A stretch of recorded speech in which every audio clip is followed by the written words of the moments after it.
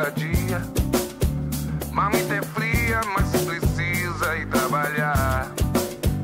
Essa rotina em toda firma começa às 7 da manhã. Patrão reclama e manda embora quem atrasar.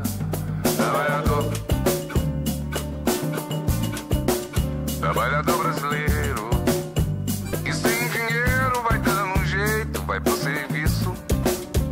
É compromisso, vai ter problema se ele faltar. Salário é pouco, não dá pra nada, desempregado também não dá. E desse jeito a vida segue sem melhorar. Trabalhador brasileiro, trabalha igual burro e não ganha dinheiro. Trabalhador brasileiro.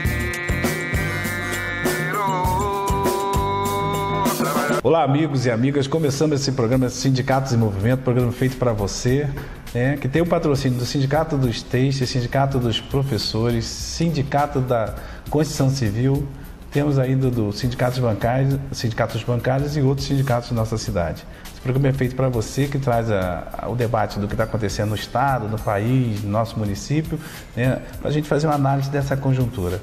Nosso telefone é 2522-3164, 2522-2266. Você também pode mandar mensagem para a gente pelo nosso e-mail, sindicatosemmovimento@gmail.com, e pode assistir a reprise dos nossos programas lá no canal do YouTube. Sindicatos em Movimento é o nosso canal no YouTube, que você pode assistir aí a reprise do nosso programa. Participe, mande críticas, sugestões, isso é importante para a gente interagir com você, que o programa é feito para você, trabalhador friburguense. Hoje eu vou conversar com a Kelly. Oi, Kelly. Bem, Edil. Tudo bom? Joia. Kelly, diretora do CEP, também militante do Movimento Social Nova Friburgo. Está aí nessa luta pela educação, por uma sociedade mais justa, mais igualitária. Exatamente. Como é que tá as coisas, Kelly? Tá difícil a vida? O cenário está complicado, Edil. Está assustador. A gente tem visto muitas ações, seja no âmbito do Estado, do município, do Brasil, a conjuntura ela não é nada favorável, principalmente ao conjunto dos trabalhadores, São medidas que vêm atacar frontalmente aos interesses dos trabalhadores. Exatamente. Esse governo ilegítimo veio prestar esse serviço de retirada de direitos, de ataque aos trabalhadores. E o que a gente tem a fazer é resistir, continuar no processo de resistência, para ver o que a gente consegue barrar, impedir, mas está difícil. A gente falando da conjuntura, a gente pode começar pela conversa sobre a PEC 241, que a PEC 241 que foi aprovada na Câmara dos Deputados, foi para o Senado como PEC 55, ela é chamada PEC da Maldade. A PEC da Maldade é a que propõe o congelamento dos investimentos públicos por 20 anos. Então, eu tenho falado aqui no programa, Kelly, um exemplo que eu tenho dado para os telespectadores e para os trabalhadores em geral é o seguinte: nós temos hoje o nosso Hospital Raul Sertã, que atende toda a demanda dos trabalhadores e da sociedade de Friburgo. Se está ruim, imagina sem investimento por parte do poder público durante 20 anos. Um exemplo bem prático que eu gosto de utilizar para as pessoas entenderem é a questão do salário mínimo, que ele congela a PEC da maldade, do fim do mundo, tem um monte de apelido aí já para ela. Ela congela inclusive o salário mínimo. Se essa PEC ela tivesse passado em 1998, hoje o salário seria de R$400. Então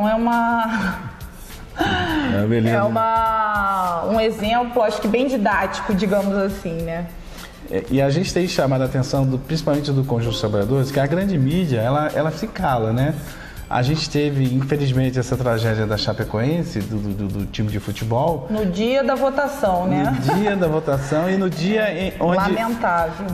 Aí, como o Brasil ele tem esse apelo pelo futebol, infelizmente parece que o futebol está acima de tudo, muita gente ficou comovida com a situação, e a gente também, porque são vidas que foram ceifadas. Claro.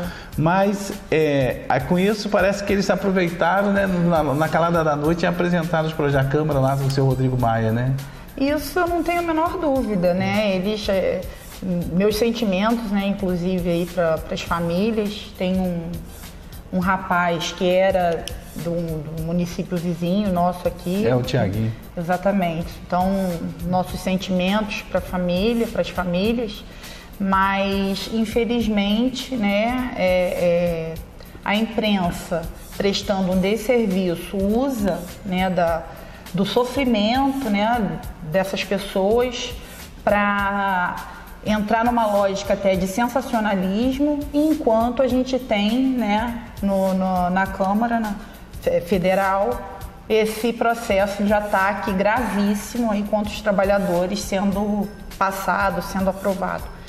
Então é lamentável das duas formas, né, a morte das pessoas, dos jovens, né, dos sonhos, e a morte, mais uma vez, dos sonhos das pessoas, porque ela não é chamada de PEC da maldade à toa, né? O PEC da morte. O PEC da morte. O IPEC é um órgão do governo, já fez um relatório dizendo, inclusive, que pessoas vão morrer, né? Ao longo desses 20 anos, essa PEC vai ser responsável pela morte de inúmeras pessoas, né? Pessoas que hoje conseguiram sair da linha da pobreza, vão voltar a ela, outras voltarão a ela e estarão correndo aí o risco de morte, né, de fato. Então a gente tem visto seguir esse governo, a gente tem batido nessa tecla, esse governo golpista, esse governo que assumiu através de um golpe o governo do Brasil, esse Michel Temer. E uma das coisas que a gente vê é o seguinte: passou-se a Constituição de 88, de 88 até agora, muitas coisas precisavam ser regulamentadas na Constituição. Não foi regulamentado, o Congresso não mexeu, muitas coisas, né? Vou dar um exemplo na área dos trabalhadores. Nós não temos uma lei específica sobre assédio moral, assédio sexual.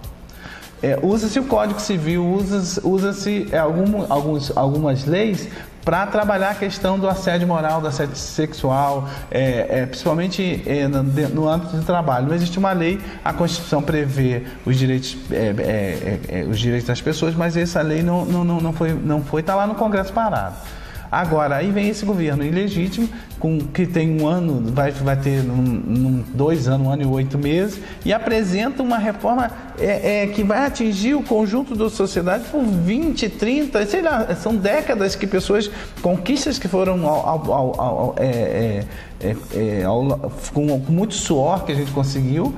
E hoje, por exemplo, a PEC da maldade, ela congela a saúde, investimento em saúde e educação e principalmente em infraestrutura e segurança. É bom bater nessa tecla, porque muita gente, nós que trabalhamos no movimento social, que estamos envolvidos no movimento social, você da educação, a gente fala, vocês estão legislando em causa própria, né? Exato. Mas vamos trabalhar na questão da segurança. Se a segurança já está uma droga, se o país está, não vai ter investimento em segurança. O Brasil agora foi rebaixado no ranking mundial da questão da educação. Do PISA. Né? Por quê? Porque não tem investimento. Imagina se isso continua.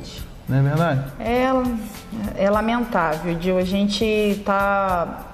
Esse processo, ele veio, né? Acho que tem um projeto político por detrás. Ele veio prestar esse desserviço mesmo, tá lá fazendo o serviço sujo. Então, acho que a gente tem de... Como foram as ruas, né? Pedir o fora Dilma, essas mesmas pessoas faziam um apelo, né? Que diziam, né? Primeiro a gente tira a Dilma, depois a gente tira o Temer, que voltem às ruas para derrubar o Temer. Porque esse é o maior ataque da história dos trabalhadores. Esse ataque que a gente está sofrendo, a gente está vivendo a história, né? A gente está vivendo esse momento crítico da nossa história, principalmente aí no âmbito dos direitos sociais, né? Como você bem colocou, da saúde, da educação, da segurança. Então, se a gente não resistir, eu não sei o que vai ser da gente. Existe um avanço do conservadorismo no mundo. A gente vê que o mundo, né? A gente viu os Estados Unidos agora com o Donald Trump, que não quis dizer que que a Hillary seria a melhor coisa do mundo. Você imagina que a gente está falando que o Donald Trump é pior do que a Hillary ainda. Pelos posicionamentos dele mesmo, racista, homofóbico, ele tem diversos posicionamentos xenófobos. Né? Então, então, nos Estados Unidos, e reverbera para os outros cantos. E aqui no Brasil, esse avanço conservador, né, que a gente tem visto, porque muitas dessas pessoas que foram para a rua pedir fora Dilma, né? fora Dilma, com dizeres volta da ditadura, apoiando Bolsonaro para presidente, Bolsonaro presidente. Como que você pode chamar para presidente um cara que é autoritário, é ditador, é fascista, né? Então, que tem posicionamentos claros. Então, alguém que quer defender a democracia, que defender os direitos com esse posicionamento, não é verdade? Uma pessoa que incita, inclusive, a violência, né? Que já apareceu violência contra os homossexuais, contra as mulheres. Então, posicionamentos, assim, terríveis, né? E acho que a gente tem de refletir que sociedade que a gente quer, que sociedade que a gente quer viver, né? Porque a gente acaba reproduzindo certas coisas, não dá pra gente ficar vivendo só de informação de rede social, né, Edil? E a rede social hoje é um negócio terrível, né? Que o cara às vezes vê uma mensagem, vê um posicionamento e acha que já virou verdade e vai, às vezes nem olha. Se ele fala assim, um determinado assunto e já joga, como se aquilo não avalia o que está por trás. Exatamente. E vai compartilhando. Não consegue receber a mensagem e ter criticidade sobre ela, né? Sem problema nenhum com as redes sociais, eu acho que elas são muito úteis, inclusive servem como ferramenta de contra-informação para a gente, né, não ficar num processo de alienação aí da grande mídia, que a gente sabe que cumpre esse papel também. Então, assim, as redes sociais, elas servem como ferramentas, acho que de utilidade pública. O problema é que a gente, às vezes, né, não filtra, a gente recebe a informação e não vai buscar mais profundamente sobre do que aquilo quer dizer, e aí sai reproduzindo, né, igual o telefone sem fio, né? A escola a gente tem essa brincadeira, né? E no final a mensagem é bem diferente do que chegou primeiro. Então a gente tem de ter um cuidado muito grande com isso. E isso, por exemplo, esse governo golpista começa com o projeto da PEC 241, que vira PEC 55. PEC é projeto de emenda à Constituição. Não é um projetozinho qualquer de lei, não. Pensa que isso não é uma leizinha que derruba, né? É um projeto de mudança da Constituição Federal. Alterar a carta máxima da democracia brasileira, né? Então, a primeira PEC que ele apresenta é a PEC 241, 55 no Senado, que ela vira no Senado 55, que faz essa inversão dos valores. Você que é beneficiado do Bolsa Família, tá prejudicado. Você que compra a sua casa pela Minha Casa Minha Vida vai ter problema, que não vai ter investimento nessa área. Agora, não mexeu uma vírgula na questão do superávit primário, que tinha que ver o que é o superávit primário. O superávit primário é a reserva, a poupança que o governo faz para pagar os juros da dívida. Ou seja, o sistema financeiro continua mandando. Então, a taxação das grandes fortunas no Brasil não foi... Isso ninguém fala, parece assunto proibido, né? Então, a mídia não fala, porque quem é dono da mídia são os grandes...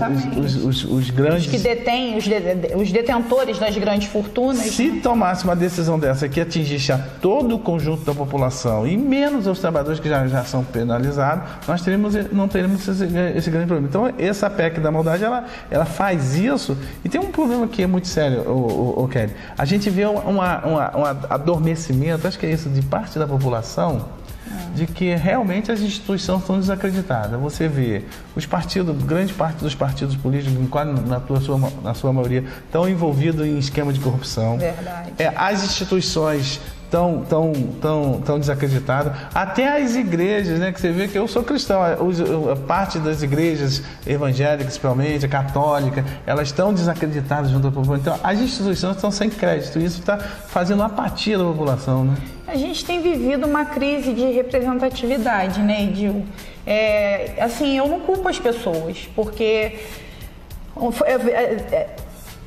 a gente vem tendo um processo, né, tão grande de desgosto mesmo, né, de decepção com a política, com as instituições em geral, como você colocou, que agora as pessoas estão resistindo. Só que aí o processo ele se inverte, né, e continua ruim, porque você começa a resistir à política ao invés de você querer participar, você querer tomar parte, né, da coisa, você querer deixar de ser representado para ser atuante, para ter papel dentro do contexto.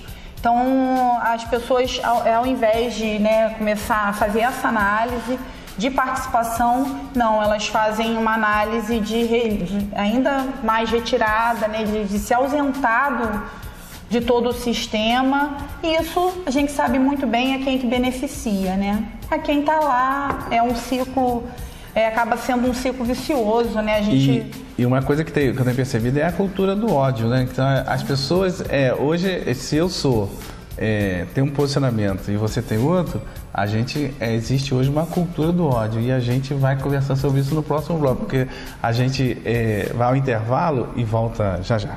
Trabalhador brasileiro,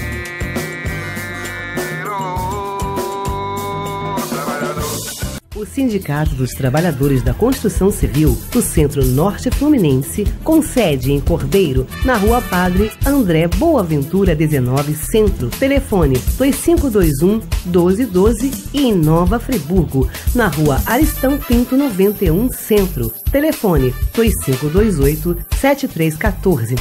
Oferece para você, trabalhador da construção civil, atendimento médico, odontológico, jurídico e muito mais. Venha nos fazer uma visita. Sindicato dos Trabalhadores da Construção Civil, há 80 anos lutando pelos seus direitos. Juntos, somos muito mais fortes. Não fique só, fique sócio, sindicalize-se.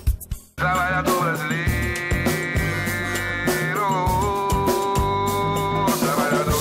Voltamos com o programa Sindicatos em Movimento, programa feito para você, trabalhador friburguense.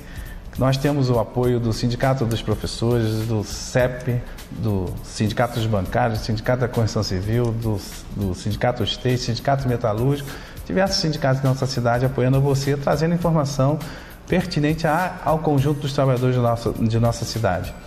Nosso telefone é 2522-3164, 2522-2266. Também você pode conversar com a gente pelo nosso e-mail, sindicatosemmovimento@gmail.com, e assistir a reprise do nosso programa lá no YouTube, né? Nós temos o canal Sindicatos em Movimento. Assista, compartilhe, que é importante, né, as pessoas saberem desse projeto que tem o intuito único e exclusivamente de esclarecer e trazer um contraditório do que a grande mídia, né, nacional faz. Eu estou aqui conversando com a Kelly. A Kelly é diretora do CEP e também militante aí do movimento social da nossa cidade. Kelly, continuamos nossa conversa aqui. Está fluindo, tranquilo. A gente está falando um pouco dessa conjuntura louca nacional, dessa questão. Eu estava encerrando o primeiro bloco falando dessa questão da cultura do ódio.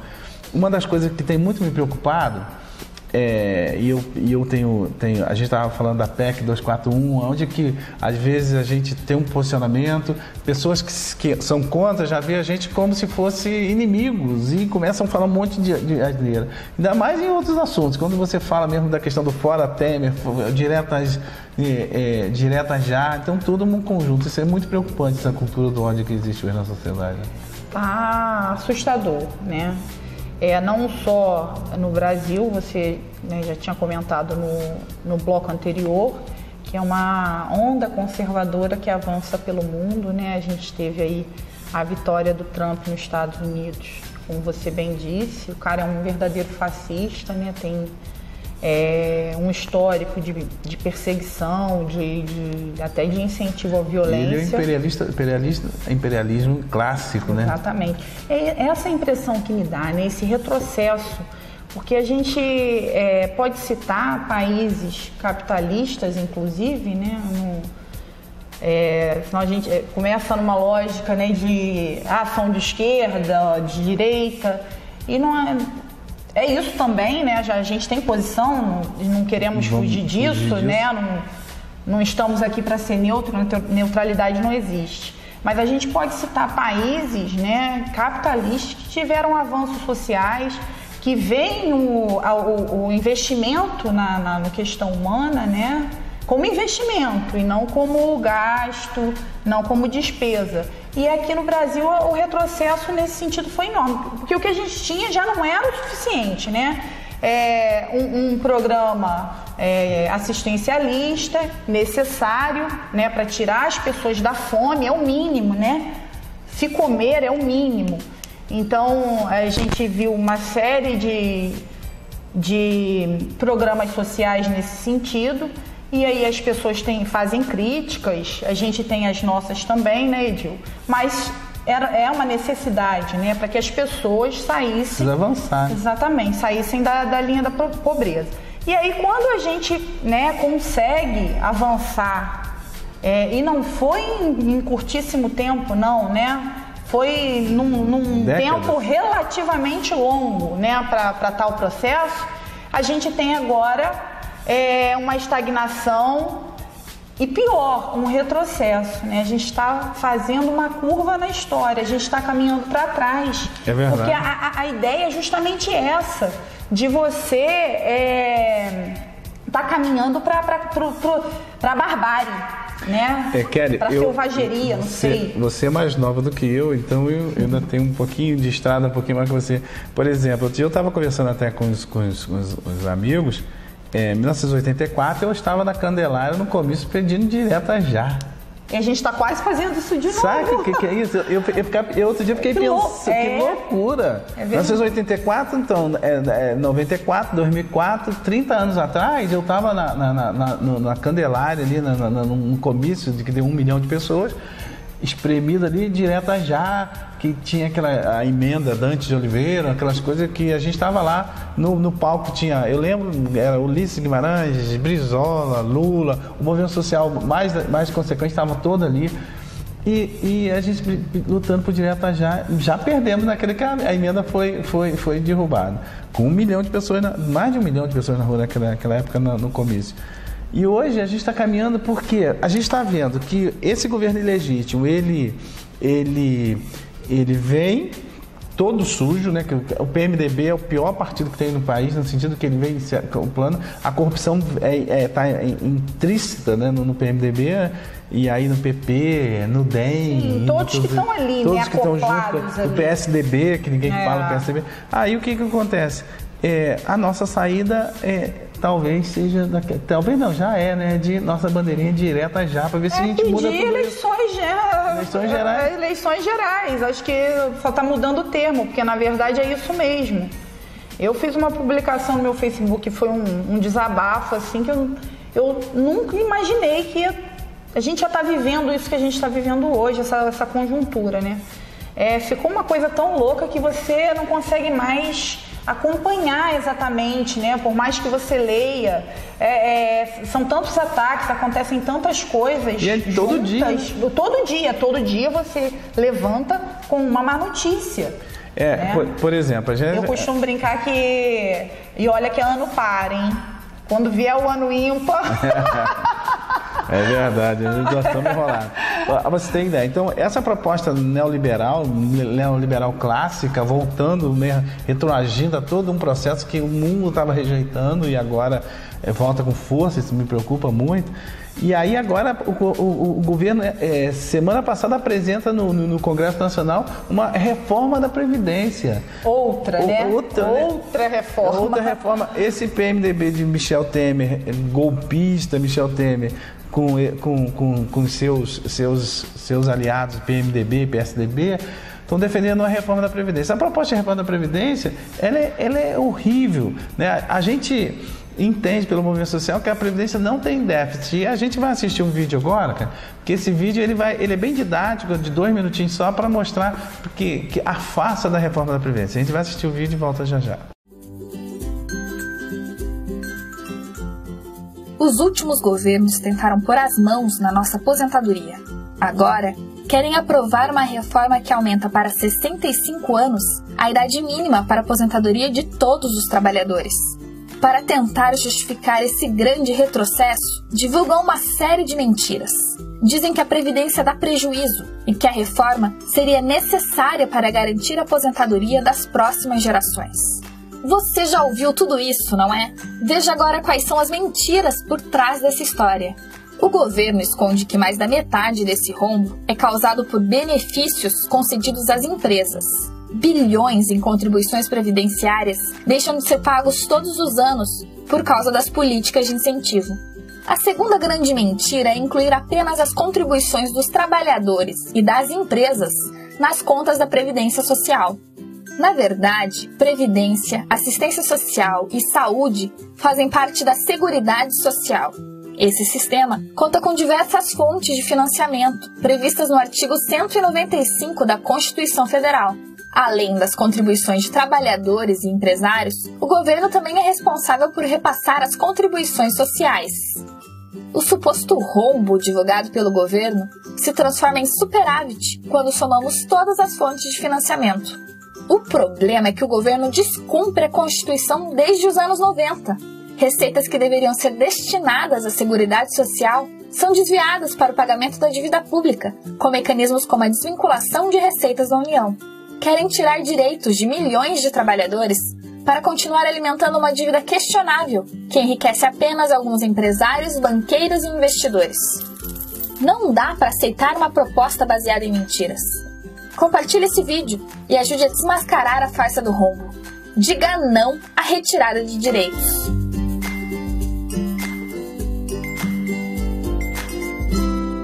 Então, Kelly, a gente assistiu o vídeo, e o vídeo ele diz muito que existe uma farsa no que diz respeito à reforma da Previdência. O governo Temer apresenta uma proposta, você assistiu e viu que o déficit da Previdência ele é falso, ele é criado, porque existe um negócio chamado de isenção. As empresas, grandes empresas, os grandes capitalistas do Brasil, eles não pagam o NPS. E o governo também, porque tem uma questão também, existe um déficit, mas o governo, quando desconta o seu 11%, ele não repassa para a Previdência. E uma das coisas que a Previdência que tem que dizer que não é só a Previdência Social, não é só a aposentadoria. A Previdência tem uma responsabilidade de Seguridade Social. Exatamente. Outros projetos, outros programas estão em vida. Com essa reforma, eles acabam com isso tudo. Não, ficou claro no vídeo, né? Na verdade, existe um superávit, né? Não existe crise da Previdência, né? Só que o dinheiro, né, que é utilizado para outras coisas. Ao invés de, né, garantir a aposentadoria do trabalhador, das pessoas que deram seu suor, né, seus anos de saúde em prol da sociedade, esse dinheiro vai para pagar a dívida, né, a dívida pública. Então, uma dívida pública, inclusive, que a gente não tem acesso, a gente não sabe a verdade nesses números, né? É uma verdadeira caixa preta. Então, assim, é um discurso falso que a gente tem de estar entendendo, porque as pessoas acabam se convencendo, né? Eu já escutei pessoas dizendo, não, mas é necessário, porque... Fala que o trabalhador brasileiro trabalha pouco. Né? Ou então diz, porque o tempo, né, de vida das pessoas aumentou, então isso gera crise mesmo. E mais uma vez lembrar que é o modo como se vê, né? A perspectiva que a gente vê. Não dá pra gente naturalizar o sistema. Isso aí é uma necessidade do sistema, né? A gente tem aí o neoliberalismo, ele traz, né, uma série de preceitos aí que são necessários para a manutenção do capitalismo, para a manutenção do sistema. E um deles é esse, né? O ataque a Previdência, o ataque aos serviços públicos, como educação e saúde. E uma das coisas que a gente vê por trás da reforma da Previdência é o seguinte, daqui a pouquinho é um incentivo a você, trabalhador, a ter uma Previdência privada. Também. Por quê? Porque quer tirar para que você invista no capital, não invista em quem tem a grana. Tem outra coisa que me preocupa, e o nosso tempo já está acabando, você vê que a gente fala demais.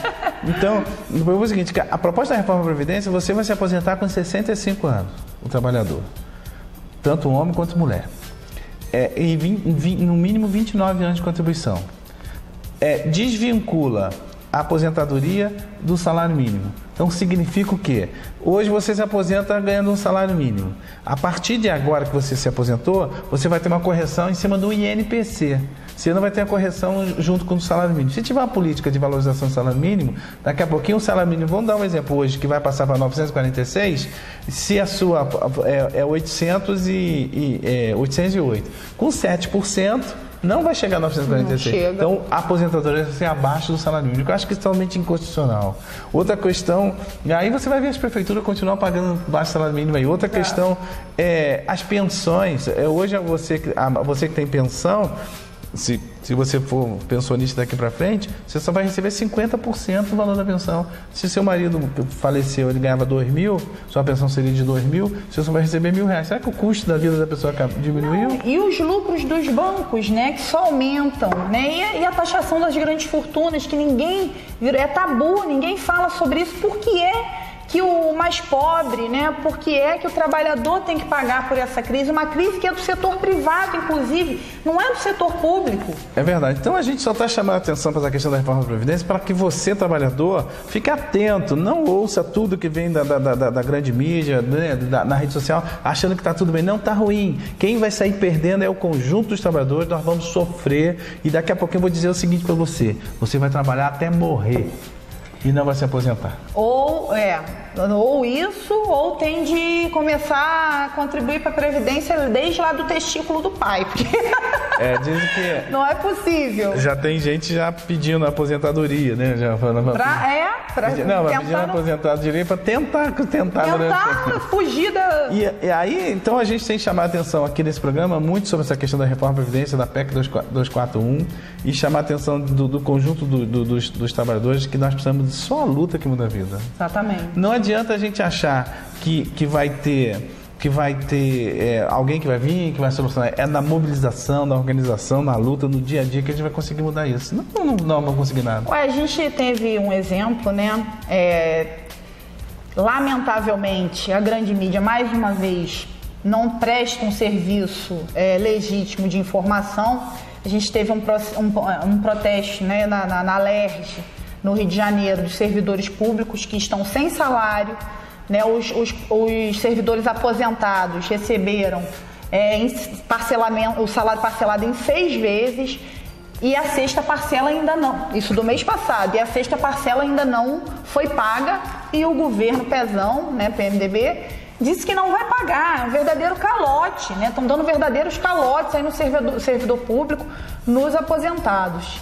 E as pessoas, né, que tinham como ferramenta sua voz e um carro de som na LERJ, levaram bomba, levaram tiro de bala de borracha, spray de pimenta, gás lacrimogêneo. A grande mídia não mostrou nada. E o Pezão, a resposta dele, quando foi questionado, né, é que aquilo que estava representado ali era uma pequena minoria. Um bando de conjunto dos servidores não pensa daquela forma. Quer dizer, o conjunto dos servidores, então, está feliz? É isso? Então é por isso que a gente chama para mobilização, né, Edir? Porque parece que as pessoas estão felizes. Se elas não forem lá lutar, dizer, né, expressar sua insatisfação, parece que estão felizes. E eles usam desse argumento. E a gente sabe que não é, que as pessoas estão sofrendo. Tem gente, tem um caso de pessoas que já cometeram suicídio, né? Por conta depressão. De todos esses ataques.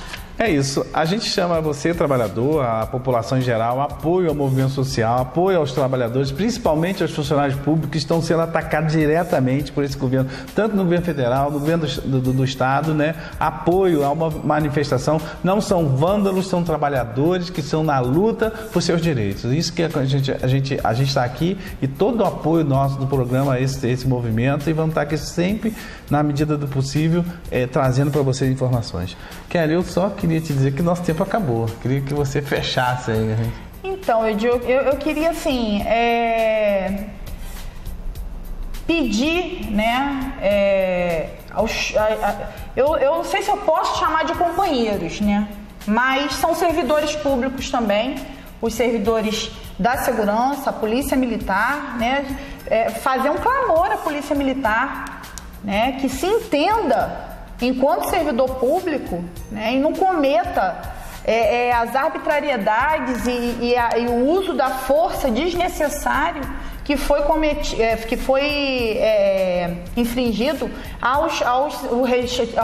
o restante do conjunto dos servidores na LERJ, né, como a gente pôde ver, entraram numa igreja católica lá, o segundo andar da igreja, para atirar nas pessoas sem autorização do alto. Inclusive pedir também, né, uma nota, alguma coisa, uma posição um pouco mais firme da Igreja Católica, da diocese lá, contra essa arbitrariedade que foi cometida aí pela PM pro conjunto dos servidores aí. Só isso. Então é isso aí, gente. A gente está chegando ao final. Queria agradecer a sua audiência, né? Ligue pra gente, converse com a gente. Compartilhe o nosso programa lá no YouTube, que é importante. Para finalizar, eu só queria deixar aqui: nós somos a favor do fora Temer, fora Renan, fora tudo. Nós fora Pezão. Fora Pezão, fora essa turma. Fora Dormedes, fora PMDB. Eleições gerais já. E uma questão que eu vi agora recentemente, saiu uma matéria, que o juiz Sérgio Moro foi premiado pela revista Isto É, que vamos botar entre parênteses, como a personalidade jurídica do ano. Aí na premiação, sabe como é que ele estava? De abraços e beijos com Michel Temer e com Aécio Neves. Não precisa comentário, né? Então, uma boa semana para vocês e Deus abençoe o vídeo de vocês. Está na luta, corre do dia a dia. Marmita é fria, mas precisa ir trabalhar. Essa rotina em toda firma começa às 7 da manhã. Patrão reclama e manda embora quem atrasar. Trabalhador brasileiro, que sem dinheiro vai dando um jeito, vai pro serviço. É compromisso, vai ter problema se ele faltar. Salário é pouco, não dá pra nada. Desempregado também não dá. E desse jeito a vida segue sem melhorar.